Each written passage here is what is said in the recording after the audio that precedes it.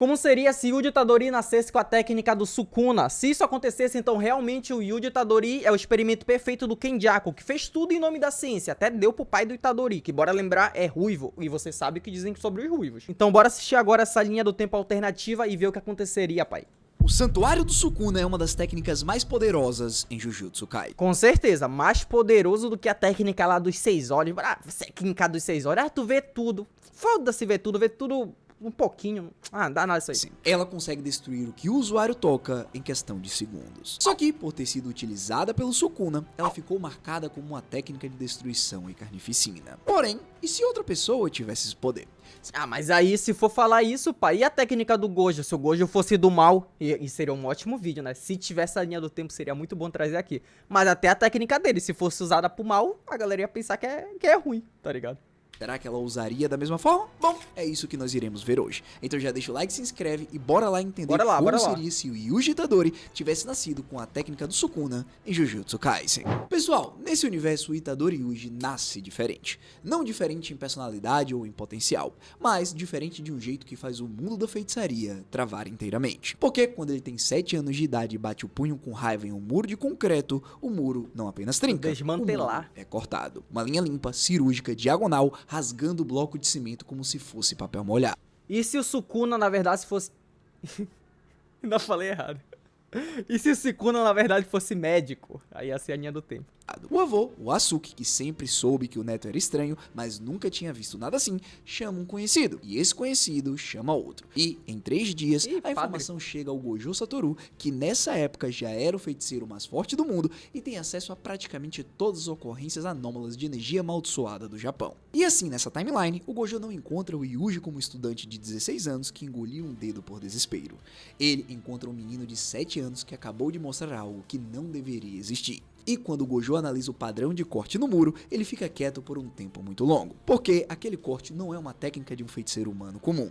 É o desmantelar. A técnica padrão do Rei das Maldições, o ser mais poderoso que já existiu, manifestando-se em uma criança de 7 anos sem treinamento e sem consciência de que existe energia amaldiçoada. E aqui tá o momento que define toda essa timeline, porque o mundo da feitiçaria, assim que a informação se confirma, reage da única forma que sabe reagir diante de uma anomalia que não entende, com ordem de execução. A lógica é imediata e brutal. Vou de novo, maluco. Maluco não tem salvação. Não podem ver a linha do tempo que ele tá, mano. Que querem mandar o maluco de arrasta. Aí quando é o Megumi. Não. O Megumi não. Tem uma técnica boa aí. Não sabe usar nada da técnica. Não. Ele tem aí um tesouro sagrado. Bora deixar ele vivo. A técnica inata do Sukuna surgiu em um humano vivo. Isso é impossível. Isso é um perigo sem precedente. Isso precisa ser eliminado antes de se desenvolver. E os velhos que controlam o mundo Jujutsu mandam 2 feiticeiros para Sendai com instruções simples: isolar e abater a criança, antes que ele se tornasse um problema. Só que o Gojo chegou antes. E pior que esses feiticeiros aí, os cabeça branca do Jujutsu, pai, eles são bem conservadores. Então se vê uma técnica, bora pensar, não tradicional, ele já manda de comes e bebes, pai. E o Gojo, sendo o Gojo, olhou para uma criança de 7 anos. O Gojo sendo o Gojo, pai, já vai adotar. Ele não pode ver uma criança órfã, na verdade nem é órfã, tá ligado? O Fushiguro nem era órfão, o Megumi lá, mas ele matou só pra virar órfão, tá ligado? Tadinho do avô do Itadori aí, tá fudido, que o Satoru já vai abater esse pai aí. E decidiu com aquela arrogância calma característica dele, que não. Ele não vai deixar matar um garoto que não fez nada de errado. E, mais do que isso, ele não vai desperdiçar o que pode ser a coisa mais interessante que apareceu no mundo da feitiçaria em séculos. E aí começa a parte mais legal dessa timeline, que acontece quando o Gojo...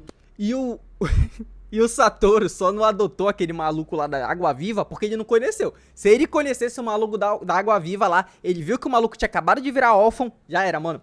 Era adotado na hora, pai. Era adotado na hora, sem dúvida. Passa os anos seguintes treinando um garoto que tem a técnica do Sukuna, mais a personalidade do Yuji. Pensa só no contraste absurdo que essa situação cria. O santuário é uma técnica construída na filosofia do Sukuna. Poder decide tudo, fraqueza não merece piedade, destruição é a forma natural da existência. Essa é uma técnica que foi desenvolvida por alguém que matava por prazer e que via cada ser vivo como objeto de teste para os seus cortes. E aí você vai e coloca essa técnica nas mãos de um garoto que, quando vê alguém caído na rua, para o que tá fazendo para ajudar. Um garoto que vai carregar as sacolas da vizinha idosa na volta da escola. O Yuji e o santuário são a contradição mais bonita que essa timeline poderia produzir. E o Gojo, que é infinitamente mais inteligente do que sua postura casual, casual deixa transparecer, percebe isso de imediato. Ele entende que treinar o Yuji não é só sobre ensiná-lo a controlar os cortes, é sobre garantir que a filosofia de quem usa os cortes nunca vire a filosofia do Sukuna. E é por isso que o método de treinamento dele nessa timeline é radicalmente diferente do que seria com qualquer outro estudante. Com o Megumi, por exemplo, o Gojo treinava inteligência e estratégia. Com o Yuji, o Gojo treina o coração. Cada dia de treino termina com o Gojo perguntando por que ele utilizou o corte naquele momento específico, para que no fim, o que teria acontecido com a pessoa do outro lado. Ele força o Yuji a sempre ter consciência de que a técnica é poderosa porque é letal,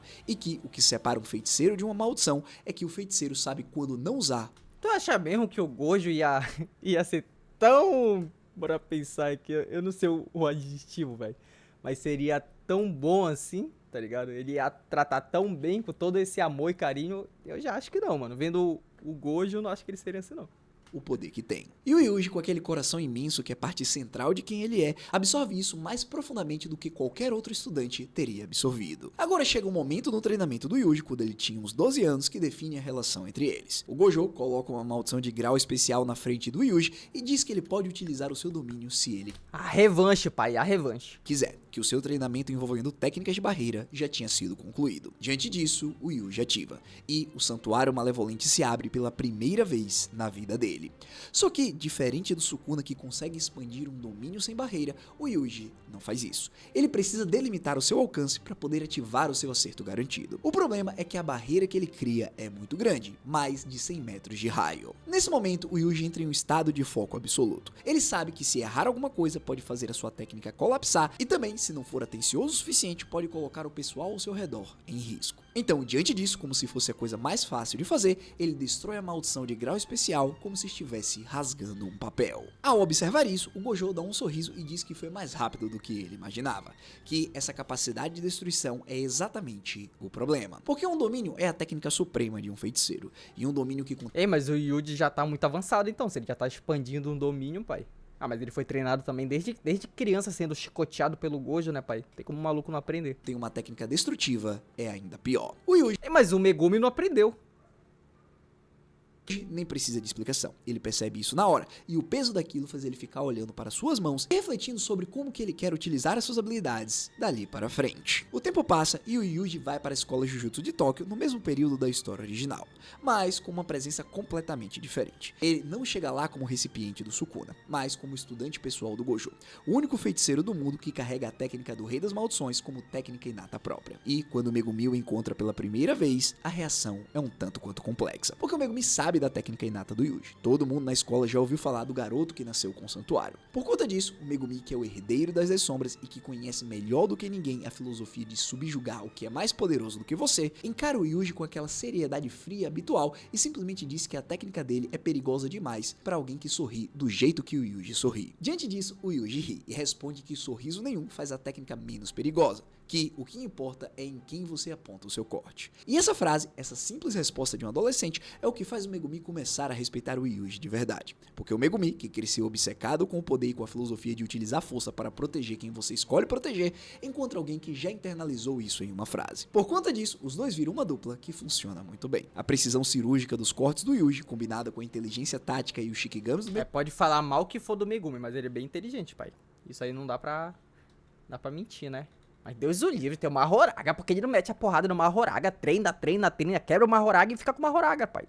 Porra, é tão fácil. Megumi é algo que faz qualquer maldição ser exorcizada rapidamente. Então, o tempo continua passando, e um dia, quando Yuji tinha apenas 15 anos de idade, surge uma situação que mudaria pra sempre o mundo do Jujutsu. Porque os anciões responsáveis pela sociedade Jujutsu, que nunca aceitaram completamente a decisão do Gojo de criar o garoto em vez de matá-lo, conseguiram maioria suficiente para levar o caso a uma sessão especial. E o argumento deles continua sendo o mesmo. A técnica inata do Sukuna ressurgiu em um humano vivo, e isso representa um risco que não pode ser gerenciado por treinamento. Técnicas inatas são expressões da alma, e uma técnica que foi construída para causar carnificina não pode ter sido reaprendida por uma alma gentil. Em algum momento, a lógica do santuário vai começar a contaminar a lógica do usuário. Diante desse argumento... Tá, eu acho que isso não aconteceria, mas é verdade, tem uns cabeça branca do Jujutsu lá que são bem conservadores sobre essas técnicas, então realmente fica essa dúvida, mas Não sei não, pai. O Gojo faz a coisa mais interessante que pega até mesmo os anciões desprevenidos. Ele pede para que o Yuji próprio se defenda. E o Yuji, com 15 anos, em uma sala cheia de adultos que tem poder legal para executá-lo, olha para cada um deles e fala que entende o medo deles. Que se ele tivesse nascido em qualquer outro contexto, talvez ele mesmo fosse a favor da execução. Porém, que em 8 anos de treinamento, ele utilizou a sua técnica em dezenas de missões e em nenhuma delas matou um civil. Em nenhuma delas perdeu o controle e em nenhuma delas utilizou os cortes quando não havia necessidade. E então, ele faz uma proposta. Ele vai fazer um voto vinculativo, vai estabelecer uma restrição na própria técnica que a escola irá poder monitorar, e que se em 2 anos houver qualquer violação, eles podem fazer o que quiserem. Diante dessas palavras, o silêncio que se segue nessa sala não é de aprovação. É de desconforto, porque nenhum dos velhos esperava que o garoto com a técnica do monstro fosse a voz mais razoável daquela sala. E aí, pessoal, depois de ter resolvido isso... Tá, um pacto pra quê? Pra não usar? Eu não entendi. Pra não usar a técnica? Ou pra não matar os outros? Ele já não tá matando os outros. Nessa situação, chegamos no ponto de virada de toda essa timeline, que é o incidente de Shibuya. Porque nesse arco, o Kenjaku ainda quer executar o plano dele de selar o Gojo. Sério, mano, eu sou muito burro ou vocês também não entenderam? Eu agora tô me sentindo mal aqui. Gojo no reino prisão. Por mais que o Yuji não tenha comido o dedo do Sukuna e se tornado um receptáculo, um dos planos do Kenjaku é utilizar o Gojo para manipular o Yuji e fazê-lo comer esse mesmo dedo para fazer o Sukuna voltar ainda mais. O Kenjaku, mano, tá puto lá, que ele teve que dar lá pro pai do Itadori e parece que foi de graça, que o Itadori ainda nem comeu os dedos do Sukuna, pai. Mas o Itadori vai comer esse dedo do Sukuna, mano, nem que seja por mal, pai. O Kenjaku vai fazer a parte dele. Ele já fez, vai continuar fazendo.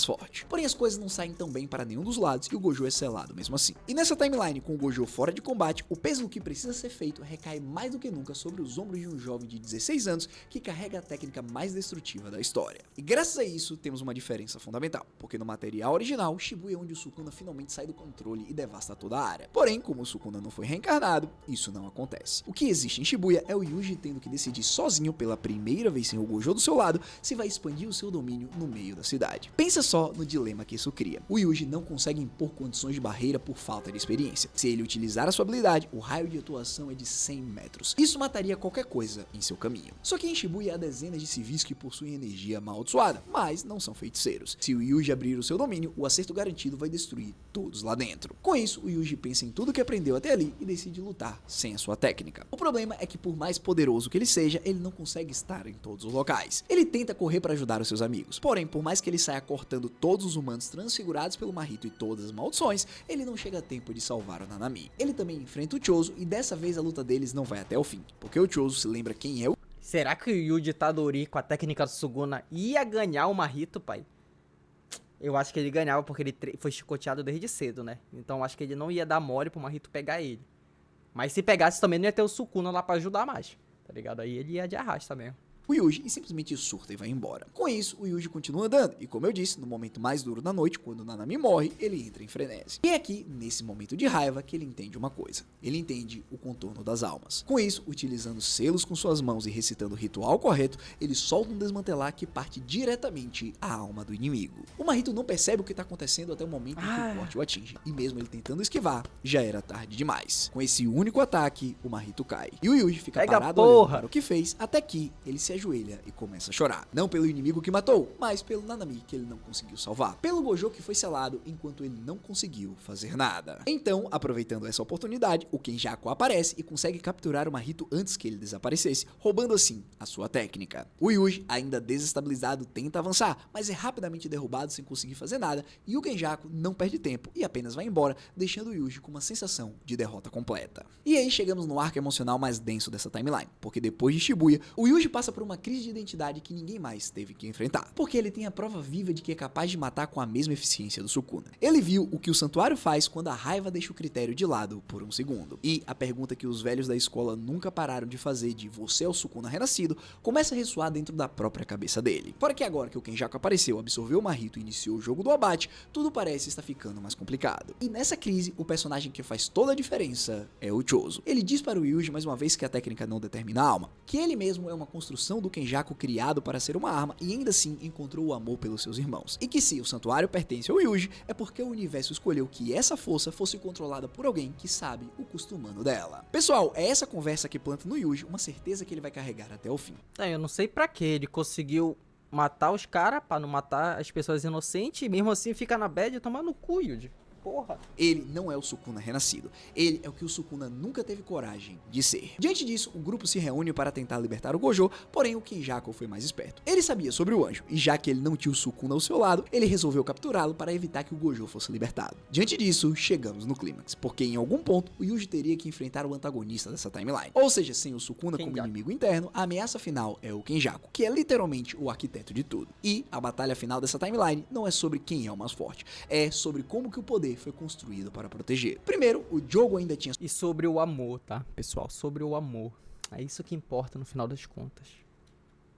sobrevivido e tenta aparecer para impedir o grupo de avançar. A Maki, agora com sua restrição celestial completa, tenta ir para a frente dele, mas o Yuji pede para que ele se afaste. Então, rapidamente ele reveste seu corpo com energia amaldiçoada com uma precisão absurda e avança para cima do Jogo com uma velocidade surpreendente. Seu objetivo era ganhar a distância de seus amigos e isso funcionou perfeitamente. O Jogo, por sua vez, fica furioso, dizendo que vai mostrar para aquele pirralho o que é poder de verdade e expande o seu domínio. Porém, o Yuji não treme. Ele se lembra das lições que recebeu do Satoru sobre a parte de fora das barreiras do domínio sempre serem mais fracas. Com isso, ele utiliza sua versão do Santuário Malevolente e, como seu alcance é muito maior do que o caixão da Montanha de Ferro, os cortes conseguem atacar a barreira externa e destruí-la completamente. Então, no momento em que o domínio do Jogo é destruído, a luta estava decidida, pois o acerto garantido do Santuário já estava ativado e fez com que tudo fosse cortado em frações de segundos. Só que por mais que tivesse vencido, o Yuji não teria descanso, pois com o Jogo morto, o Kenjaku aproveita para atacar. Afinal, a técnica do Yuji estava exausta e não voltaria pelos próximos minutos. Porém, o que o Kenjaku não contava é que o Yuji era extremamente forte, mesmo sem a sua técnica. Independente da maldição que o Kenjaku invocava, o Yuji acertava um Kokusen e a destruía. E então, foi no momento em que o Kenjaku expandiu seu domínio e acertou o Yuji de maneira brutal, que uma revelação veio à tona. O Kenjaku possui uma expansão de domínio sem barreira definida igual ao Sukuna. E, como ele é um feiticeiro com mais de 1000 anos de idade, sua técnica era muito mais refinada. É diante disso que... Terror do INSS aí, rapaziada. Terror do INSS. E o Yuji toma uma decisão.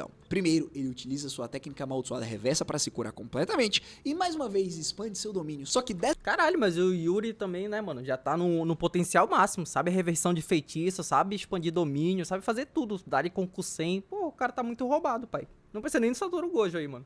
Dessa vez, ele faz exatamente o que o Sukuna faz. Ele não impõe uma barreira. Pessoal, o Santuário Malevolente do Sukuna era descrito como uma pintura sendo feita no ar. Só que a versão do Yuji vai ser uma pintura no ar com regras diferentes. Porque, ao longo de anos de treinamento com o Gojo, o Yuji desenvolveu um controle sobre o direcionamento dos cortes que o próprio Sukuna nunca precisou desenvolver, já que ele nunca se importou com quem ficava no raio. E, nessa batalha final, o Kenjaku foi esperto o suficiente para levar o Yuji para perto de outras pessoas e dos seus amigos, justamente pensando na possibilidade do Yuji não expandir o seu domínio. Só que agora que o Itadori despertou e entendeu como funciona tudo no mundo Jujutsu, ele direciona cada corte do domínio com uma precisão cirúrgica, utilizando os cortes como um bisturi em vez de um machado. Cada corte atinge os feiticeiros reencarnados diretamente na alma, separando ele... O Itadori sai daí, pai, já vira médico já. Vira médico. Seus receptáculos. Cara, as barreiras das tem colônias também são completamente destruídas, desestabilizando as regras do jogo e fazendo tudo voltar ao normal. O Kenjaku fica surpreso e até tenta utilizar a cesta de Vimioka para parar os cortes. E é nesse momento que o Yuji aproveita para cortar o chão embaixo dele, o que o faz pular. Com isso, o Yuji não espera. Ele utiliza toda a sua velocidade e se move para embaixo do Kenjaku e o chuta para cima com toda a sua força. E quando o Kenjaku chega a uma altura suficiente, o Yuji abre sua fornalha e dispara as chamas divinas. Naquele momento não havia mais o que poderia ser feito. A flecha atinge o Kenjaku em cheio e nada sobra além de cinzas. Então, depois que a poeira baixa, todos seus amigos correm para perto dele para parabenizá-lo e dizer que ele tinha cumprido seu papel de salvar todo mundo. O Yuji sorri, só que antes de agradecer a todos, ele revela a chave do reino prisão que ele tinha pegado do Kenjaku antes de destruí-lo. Caralho, ainda é ladrão, maluco, mão lisinha, pai. É do Rio aí, carioca, certeza. E a utiliza para libertar o seu professor. Diante disso, quando Gojo é libertado, ele apenas se levanta e olha ao seu redor, e vê tudo destruído, porém todos vivos. Rapidamente, ele entende o que aconteceu e sorri, porque ele sabe que o seu aluno fez bem. Ele eliminou o problema sem custar nenhuma vida. Ou seja, de fato, ele seria digno do título de mais forte do mundo no futuro. E aí, galera, realmente, pai, isso não mudou só essa linha do tempo, umas coisinhas outra, pai. Isso mudou todo o universo inteiro de Jujutsu Kaisen, pai. Ia ser outra história, mano. Eu pagaria pra ver essa história, velho. Se algum dia quiserem fazer uma adaptação live action aí, pai, eu com certeza vou ver. Não precisa nem ser live action, pode ser animada mesmo, pai. Até de fã-clube aí, mano. Vai ser muito brabo, pai.